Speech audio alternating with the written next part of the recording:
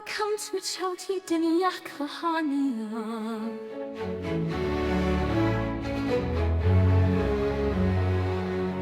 جنگلوں کی دنیا میں جہاں وقت ٹھہر جاتا ہے اور درختوں کی سرگوشیاں ہواؤں کے کانوں میں چھپی ہوتی ہیں، وہاں ایک محل تھا، نہ سونے کا نہ سنگ مرمر کا، بلکہ دیودار اور چیڑ کی خوشبودار لکڑیوں سے بنا ہوا، قدرت کی آغوش میں پلتا ہوا۔ اس محل کے ارد گرد پھولوں کی کیاریاں تھیں، جہاں تتلیاں بغیر خوف کے ناچتی تھیں، جیسے یہ ان کا ہی بنایا ہوا جنت کا گوشہ ہو۔ یہ ایک ایسے بادشاہ کا محل تھا جس کے رعب و دبدبے سے زمانہ لرزتا تھا۔ بادشاہ کی اکلوتی بیٹی شہزادی گلنار، جو کبھی تاج و تخت کے خواب نہیں دیکھتی تھی، اسے نہ اقتدار کی ہوس تھی، نہ دنیاوی چمک دمک کی طلب۔ اس کے خوابوں میں لفظ ہوتے تھے، اس کی باتوں میں نظم، اور اس کی آنکھوں میں وہ چمک جو صرف ان میں ہوتی ہے جو فطرت کو دوست سمجھتے ہیں۔ گلنار دن بھر محل کی چھت پر بیٹھ کر آسمان کو تکتی، ہواؤں سے راز کی باتیں کرتی، اور کبھی اپنے جانور دوستوں، ایک شوخ ہرن، ایک دانا الو اور ایک ننھی گلہری کے ساتھ کھیلتی۔ وہ کتابیں پڑھتی تھی، مگر صرف تاریخ کی نہیں، وہ کتابیں جن میں جادو، خواب اور انسان کی بھولی ہوئی سچائیاں قید تھیں۔ ایک دن جب وہ ندی کے کنارے بیٹھ کر ایک نظم مکمل کر رہی تھی، دھند میں سے ایک پراسرار بوڑھی عورت ظاہر ہوئی۔ اس کے ہاتھ میں لکڑی کی پرانی چھڑی تھی اور آنکھوں میں صدیوں کی چمک۔ اے شہزادی گلنار، اس نے نرمی سے کہا، میں علم کی رکھوالی ہوں، مگر میرا خزانہ، الفاظ کی گمشدہ کتاب، کہیں کھو گیا ہے۔ یہ کہہ کر وہ عورت دھن میں غائب ہو گئی، مگر زمین پر ایک چھوٹا سا نقشہ رہ گیا۔ گلنار جان گئی کہ یہ محض ایک اتفاق نہیں، بلکہ اس کی قسمت کا دروازہ کھل چکا ہے۔ اس نے کتاب، قلم کو اپنا سامان سفر سمجھا اور اپنے جانور دوستوں کے ساتھ سفر پر روانہ ہو گئی۔ راستے میں غصے سے بھرے لکڑہارے نے ان کا راستہ روکا۔ یہ جنگل میرا ہے، تمہیں یہاں بیٹھ کر نظمیں لکھنے کا کیا حق ہے؟ گلنار نے مسکرا کر کہا، کیا تم سنو گے میری ایک نظم؟ نظم شروع ہوئی۔ درخت ساکت، پرندے خاموش اور لکڑہارا نرم ہو کر آنسو بہانے لگا۔ میں تمہارے ساتھ ہوں شہزادی، میں شرمندہ ہوں۔ شہزادی گلنار آگے بڑھ گئی۔ اگلا مرحلہ ایک دریا تھا جس کے پار ایک پرانا پل تھا۔ ایک آواز آئی غیب سے کہ پل پار کرنا ہے، مگر ایک شرط کے ساتھ۔ اگر تم نے کبھی جھوٹ بولا ہو، پل ٹوٹ جائے گا۔ گلنار نے کہا، میں نے ایک بار کہا تھا کہ آج نظم مکمل کروں گی، مگر سست ہو گئی۔ یہ سچ تھا اور پل چمکنے لگا۔ یوں شہزادی گلنار نے پل پار کر لیا۔ جنگل کے بیچوں بیچ ایک پرانا کھنڈر محل تھا جس کے وسط میں روشنی کا دائرہ تھا۔ گلنار نے اپنی سب سے خوبصورت نظم وہاں پڑھی اور وہ روشنی ایک جادوئی کتاب میں بدل گئی، الفاظ کی گم شدہ کتاب۔ مگر جیسے ہی اس نے کتاب کو چھوا، ایک نیا منظر ظاہر ہوا، ایک بستی جہاں بچے کتابوں سے دور ہو چکے تھے۔ بوڑھی عورت کی آواز فضا میں گونجی، تمہارا اصل فرض اب شروع ہوتا ہے گلنار، ان بچوں تک علم کا چراغ لے جاؤ۔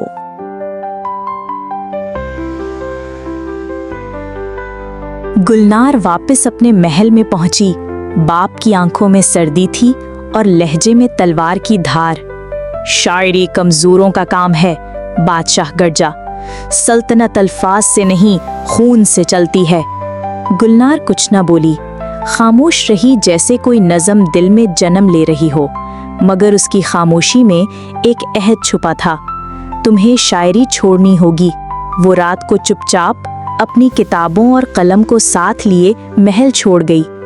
جنگل کے سفر میں ایک دن وہ سبز روشنیوں سے لپٹے ایک درخت کے پاس پہنچی۔ وہاں ایک مور اسے ملتا ہے۔ شہزادی دل کا حال مور سے کہتی ہے، ایک نظم کی صورت وقت جیسے تھم گیا ہو۔ फिर वो मोर अपनी चोंच से एक रंग बरंगा पंख जमीन पर रख देता है। वो पंख जादू से चमक रहा था, जैसे वो अल्फाज को आसमान तक उड़ा सकता हो। अगली मोड़ पर उसे प्यास लगी। एक पुराना लकड़ी का झोंपड़ा दिखाई दिया, जहां धुन के दरमियान एक बूढ़ी औरत बैठी थी। वही आंखें, वही हल्की सी मुस्कुराहट, जैसी बरसों पुरानी नज़म कोई चेहरा पहनकर लौट आई हो। उसने गुलनार को पानी दिया और एक स्याही की बोतल तोहफे में पेश की। ये स्याही अल्फाज को जिंदा करती है, वो बोली और धुंध में गुम हो गई। तभी बांसुरी की आवाज आई, नरम, थिरकती, जैसे पत्तों के बीच ख्वाब झूम रहे हों। एक दरख्त के नीचे एक लड़का बैठा बांसुरी बजा रहा था। ये बांसुरी तुम्हारी है गुलनार, उसने कहा। जब तुम इसे बजाओगी, अल्फाज फिजा में रक्स करेंगे। गुलनार ने बांसुरी लबों से लगाई। किताब के हरूफ जैसे जुगनू बनकर फिजा में उड़ने लगे।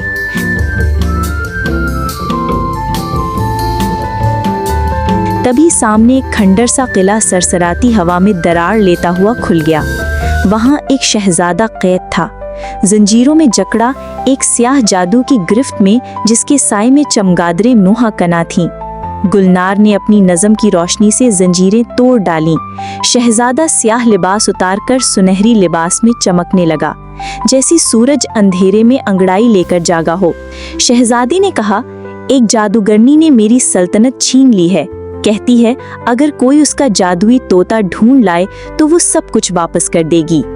दोनों ने सफर शुरू किया, बादलों के नीचे, नदियों के किनारे, पत्तों की सरगोशियों के बीच।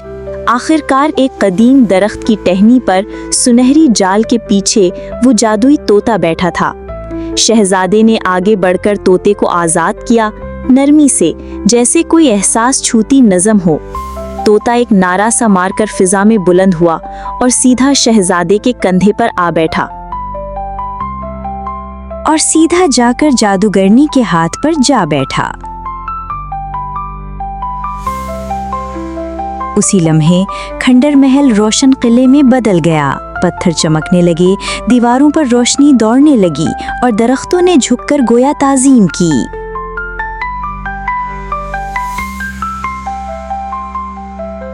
शहजादा और गुलनार एक सफेद शाही घोड़े पर सवार होकर महल वापस आए। बादशाह उन्हें देखकर साकित रह गया।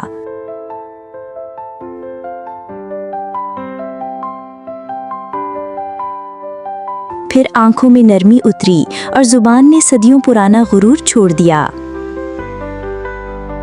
यही शहजादा मेरा जानशीन होगा, वो बोला, और गुलनार इल्म की रानी कहलाएगी। शहजादी गुलनार ने साबित कर दिया कि कलम की ताकत तलवार से ज़्यादा बड़ी होती है, और तब से इस सल्तनत में तलवार नहीं, अल्फाज की हुकूमत कायम होगी।